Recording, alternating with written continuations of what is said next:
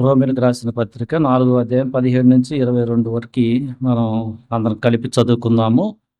Page సంఖ్య క్రొత్త నిబంధనలో 136. తాను విశ్వసించిన దేవుని ఎదుట అనగా మృతులను సజీవులుగా చేయువాడును, లేని వాటిని ఉన్నట్టుగానే పిలుచువాడునైన దేవుని ఎదుట అతడు మనకందరికీ తండ్రి అయి ఉన్నాడు. ఇందును గూర్చి నిన్ను అనేక జనములకు తండ్రినిగా నియమించితిని అని వ్రాయబడి ఉన్నది. నీ సంతానము ఈలాగు ఉండునని చెప్పిన దాన్ని బట్టి తాను అనేక జనములకు తండ్రి యగునట్లు నిరీక్షణకు ఆధారము లేనప్పుడు అతడు నిరీక్షణ కలిగి నమ్మెను. మరియు అతడు విశ్వాసమునందు బలహీనుడు కాక రమారమి 100 ఏళ్ల వయసు గలవాడై ఉండి అప్పటికి తన శరీరము మృతతుల్యమైనట్టును శారా గర్భమును మృతతుల్యమైనట్టును ఆలోచించును గాని అవిశ్వాసం వలన దేవుని వాగ్దానమును గూర్చి సందేహింపక దేవుని మహిమపరిచి ఆయన వాగ్దానం చేసిన దాన్ని నెరవేర్చుటకు సమర్థుడని రూఢిగా విశ్వసించి విశ్వాసం వలన బలము నొందెను. అందుచేత అది అతనికి నీతిగా ఎంచబడెను. మనం చదువుకున్న ఈ లేఖనంలో అబ్రహాము దేవుని యొక్క మాటను నమ్మటం గురించి మనం తెలుసుకున్న దేవుడు మాట ఇచ్చి నెరవేర్చే దేవుడని, వాగ్దానము చేసి నమ్మదగిన వాడు, దాన్ని నెరవేర్చువాడని. అబ్రహాము దేవుని నమ్మి తన జీవితంలో దేవుడు తనకి ఇస్తానన్న దాన్ని పొందుకున్నాడు. దేవుడు మనకు ఒక మాట ఇస్తే అది ఖచ్చితంగా నెరవేరుతుందని మనం లేఖనాల్లో చాలా చోట్ల చదువుతూ ఉన్నాం. మరియ జీవితంలో కూడా దేవదూత ఒక మాట ఇస్తే ఆ దేవదూత చెప్తాడు లూకాసు వార్త 1వ అధ్యాయము 37లో,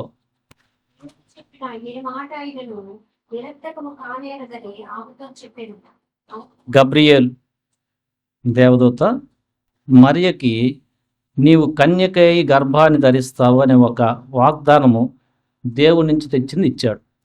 ఆ దేవదూత చెప్పిన మాట కూడా దేవుడు చెప్పిన ఏ మాట అయినను నిరర్థకము కానేరదు అని చెప్పాడు. మరియకి ఇచ్చిన మాట మరియ నమ్మాలనంటే దానికి చాలా విశ్వాసం అవసరం. నువ్వు కన్యకగా ఉండి గర్భాన్ని ధరిస్తావు, ఇది మాట. కన్యక గర్భాన్ని ధరించడం అంతకుముందు ఎప్పుడు కూడా జరగలేదు. దేవుడు చెప్పిన మాట ఏది కూడా నిరర్థకము, అది జరగకుండా ఉండదు అని మనం నమ్మాలి. యెషయా గ్రంథము 55లో 10వ వచనం చదవండి. 10-11.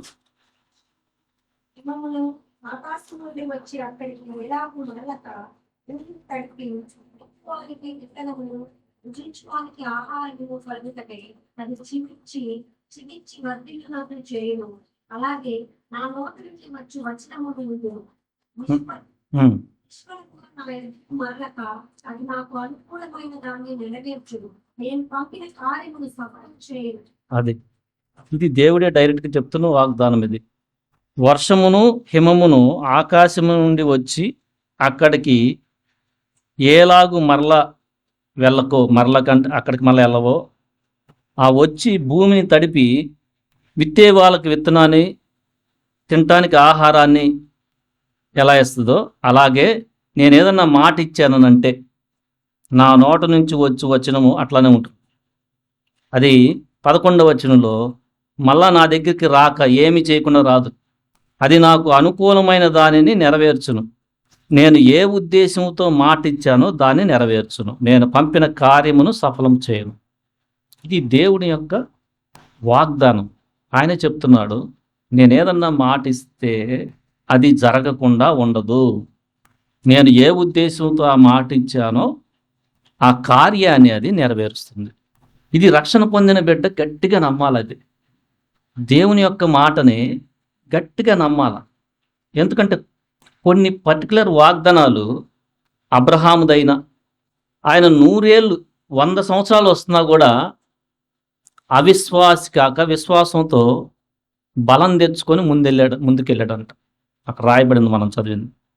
ఆ మాటని నమ్మటం వలన మనకి అది చాలా ఎంకరేజ్గా ఉంటుంది, బలం వస్తుంది. నమ్మటం భక్తుని యొక్క బాధ్యత. ఇక్కడ మనకి 119వ కీర్తనలో కూడా 49 చదవండి వచనం.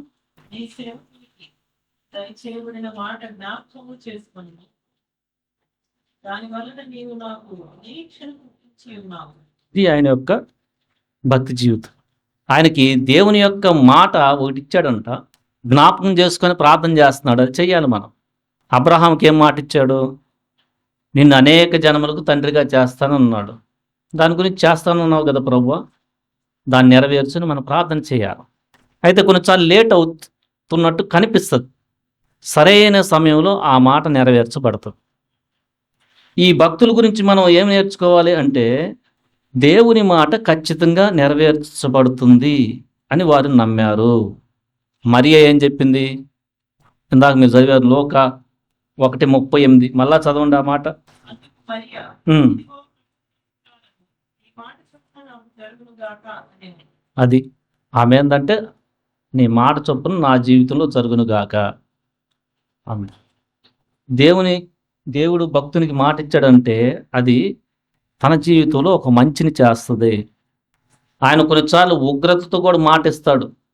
దాని గురించి మనం డిస్కషన్ చేయట్లేదు. నీ జీవితంలో నిన్ను ఆశీర్వదిస్తానికి ఏదన్నా మాట ఇస్తే దాన్ని నువ్వు నమ్మాలి. అబ్రహాము ఏ పరిస్థితిలో నమ్మాడు? చదవండి అక్కడికి వెళ్ళి. రోమిలికి రాసిన పత్రిక 4:18. నిరీక్షణకు ఆధారము లేనప్పుడు అతడు నిరీక్షణ కలిగి నమ్మెను. నిరీక్షణకి ఆధారము లేనప్పుడు అతడు నిరీక్షణ కలిగి నమ్మాడంట. ఇప్పుడు అసలు బాగా చదవని వ్యక్తిని ప్రభు ఒక వాగ్దానం ఇచ్చాడు, నీవు ఇక్కడి నుంచి బాగా చదువుతావు. ఇప్పుడు తల్లిదండ్రులు తన బిడ్డకి ఇచ్చిన ఆ వాగ్దానాన్ని నమ్మాలా? యాక్చువల్గా నిరీక్షణకు ఆధారం అంటే పొద్దుగూకులు తప్పుతున్నాడు. ఇదేంది ఇక్కడి నుంచి బాగా చదువుతా అంటాడు? అసలు నిరీక్షణ ఏమైనా ఉందా? రాకేం రావే. నువ్వు నమ్మాలి, ప్రార్థన చెయ్యాలి. ఎవరికైతే ఆ వాగ్దానం దేవుడు ఇచ్చాడు కూడా వాళ్ళు నమ్మాల.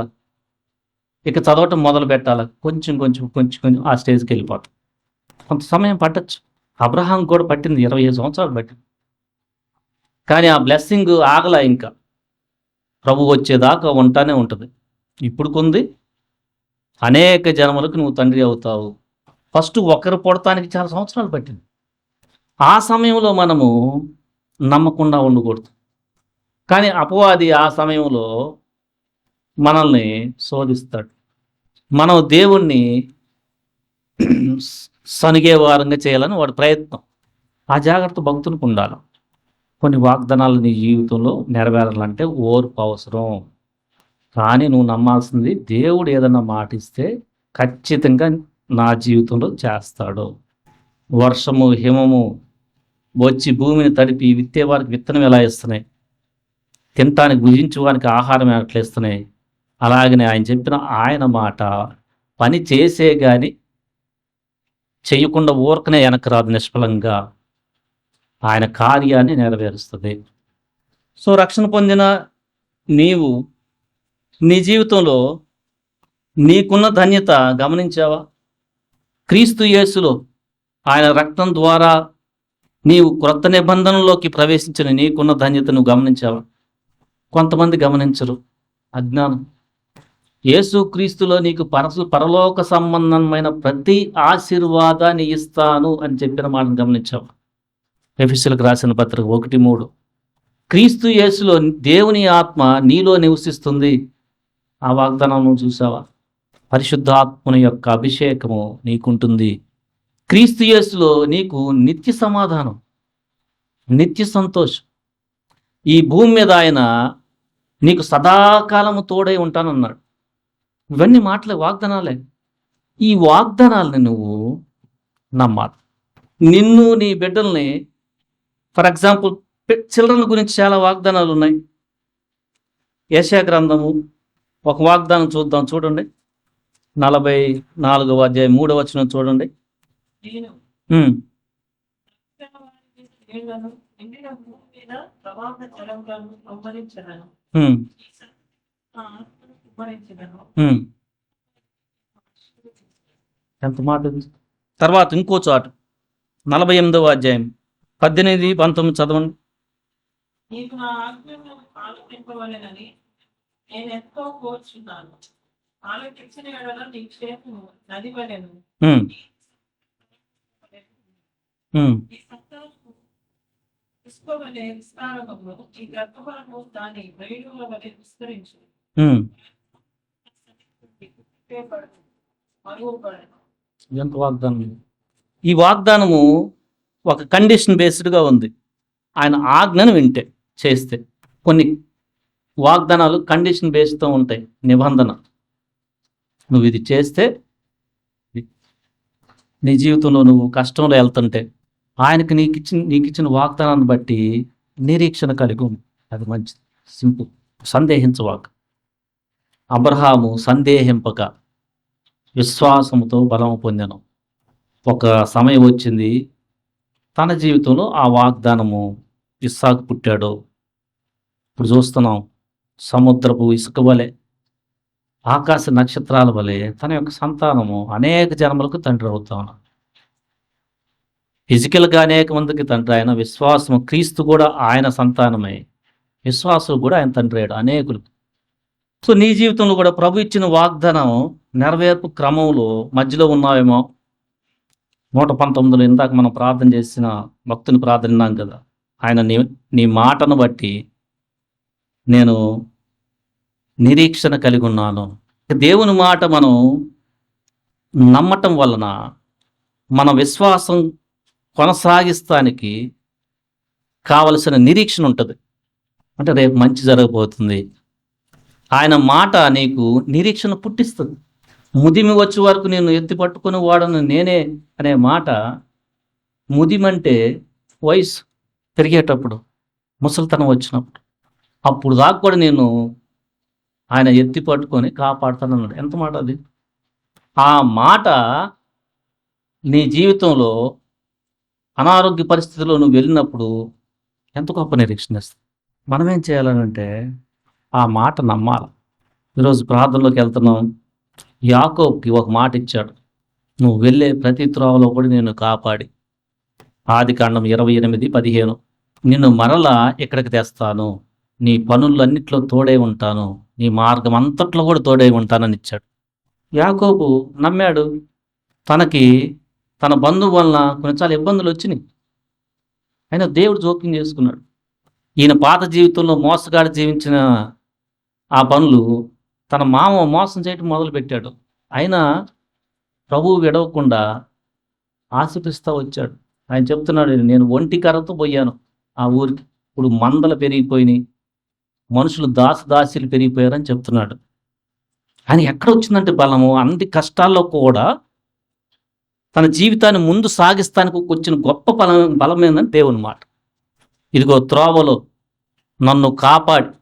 సో దేవుని మాట ఏంటంటే అన్ని విషయాల్లో నీకు కాపుదల, బలము అన్నిటిని ఇస్తుంది. ఆ మాట వలనే నువ్వు జీవించగలవు. చాలా ఇంపార్టెంట్. యేసు ప్రభువు చెప్పారు, రొట్టె వలన మాత్రమే కాదు, దేవుడిచ్చే ప్రతి మాట వలన జీవించును అని వ్రాయబడి ఉంది అంటున్నారు. మనం నడిపించేది దేవుని మాట. దేవుని మాట అంటే అవి ఎవరికో వాళ్ళకే ఇచ్చారని కాదు. క్రొత్త నిబంధనలో నీకున్న వాగ్దానాలు చాలా ఉన్నాయి. ప్రతిదీ నువ్వు రాసుకొని నమ్మటం మొదలు పెట్టాలి, ప్రార్థన చేయటం మొదలు పెట్టాలి. అది నీ లైఫ్లో ప్రతి మంచి కార్యం నెరవేరుస్తుంది. ఏం మాట ఇచ్చాడు అని చెక్ చేసుకోవడం నీ బాధ్యత. అది క్రీస్తు యేసులో నీకున్న ధన్యత ఏంటి, నీకున్న సపోర్ట్ ఏంటి. ఆయన నీ తరపున శత్రువులతో యుద్ధం చేస్తాడు, అపవాది దూతలతో. అపవాది యొక్క దూతలతో, అపవాదితో యుద్ధం చేస్తానికి కావలసిన ప్రతి ఆత్మీయ శక్తిని నీకు ఇచ్చాడు. అది వాగ్దానం. అది నువ్వు నమ్మాలి. ఎందుకంటే ఆ వాగ్దానము నెరవేరే క్రమంలో అపవాది నీ మీదకు వస్తూ ఉంటాడు. ఏం పని చెయ్యవు, విశ్వాసం అనే డాల్ పట్టుకుంటావు. కానీ నువ్వు నమ్మాలి. నీలో ఉన్నవాడు లోకంలో ఉన్నవాడి కంటే బలవంతుడు. నువ్వు నమ్మాలి. శ్రమలో ఆయన నిన్ను విడువడు. నువ్వు నమ్మాలి. అది నీకు బలం. చాలామంది ఈ విషయంలో సరైన అవగాహన లేకుండా తప్పిపోతుంటారు. వారు క్రీస్తు యేసులో ఉన్న బలమైన దేవుని యొక్క సహాయము తన మాట ద్వారా గమనించుకోరు. అసలు వాళ్ళ ఒకటే ఉంటారు, ఒక్క కోణమే ఎక్కువ అసలు గ్రహించరు, తెలుసుకోవాలని కూడా ఉండదు. వస్తారు, జ్ఞానం లేకుండా వెళ్ళిపోతారు. వాళ్ళు తడబడుతుంటారు. నువ్వు అలా ఉండొద్దు. క్రీస్తు యేసులో మనకి చాలా వాగ్దానాలు ఉన్నాయి. మనం ఆయన మాట ప్రకారం వింటే వచ్చే వాగ్దానాలు మొత్తం మనయే. మాట వింటే అంటే కొన్నిసార్లు బలహీనపడి పడిపోవటం అది కాదు. వెంటనే నువ్వు లెగుస్తూ నడిచిపోతూ ఉంటావు ప్రభు సహాయంతో. అది ఆ గ్రహింపు నీకుండా. సో ఆయన మాట ఇచ్చే క్రమంలో యాకోబుకు కూడా చాలా ఆపదొచ్చింది. ఇంటికి వెళ్ళేటప్పుడు ఇంకో ఆపదొచ్చింది. చంపాలని ఎప్పుడో ఎదురు చూస్తున్న వాళ్ళ అన్నయ్య భయం వచ్చింది. దేవుడు దాన్ని సెట్ చేసాడు, ముద్దు పెట్టుకున్నాడు. వాళ్ళ అన్నయ్య చంపుతాడానికి భయం పడతా ఉంటే అలా జరుగుతుంది. కాకపోతే నువ్వు ఆ మాట ప్రకారం ప్రార్థన చేసుకుంటూ ఉండాలి. ప్రార్థన చేయటం విడవకూడదు, అది మన బాధ్యత. సో అబ్రహాం జీవితంలో అసలు ఇది జరుగుద్దా లేదా, నిరీక్షణకి అసలు ఆధారమే లేదు. నమ్మాడు, దేవుని యొక్క ఆశీర్వాదాన్ని, దేవుని మాటలను ఆశీర్వాదాన్ని పొందుకున్నాడు. దీర్ఘాయు జీవించాడు ఆయన. మనకు అనిపిస్తుంది జనరల్గా ఒంటరిగా వెళ్తున్నాడు. విశ్వాసం లేని వారికి జనరల్గా అనిపిస్తుంది, ఏంట్రా నువ్వు అక్కడికి వెళ్తున్నావు, ఎవడన్నా ఉన్నాడు తోడు నీకు అనొచ్చు. ఏందో నువ్వు దేవుని మాట నమ్మింది, ఏదో అక్కడ పోతే ఎవడన్నా ఉంటాడా అనొచ్చు. అబ్రహాము యొక్క లైఫ్లో దేవుడు తన మాటని నెరవేర్చే క్రమంలో శారాకు కూడా ఆపదొస్తే తప్పించాడు. దేవుని మాట నువ్వు వింటే నీ సొంత వారిని కూడా తప్పిస్తాడు. ఎందుకంటే దాన్ని నీకు రిలేషన్ ఉంది, అవి ఆపదలు. మనం మాట నమ్మితే నది వలె మనకు క్షేమం. ఈరోజు నీకు ఇచ్చిన మాటని పాతకాలంలో దేవుడు మాట ఇస్తే దాన్ని నమ్ముతా ముందుకెళ్ళు, అది నెరవేర్చబడుతుంది. దేవుడి మాటలు దీవించునుగాక. ఆమెన్.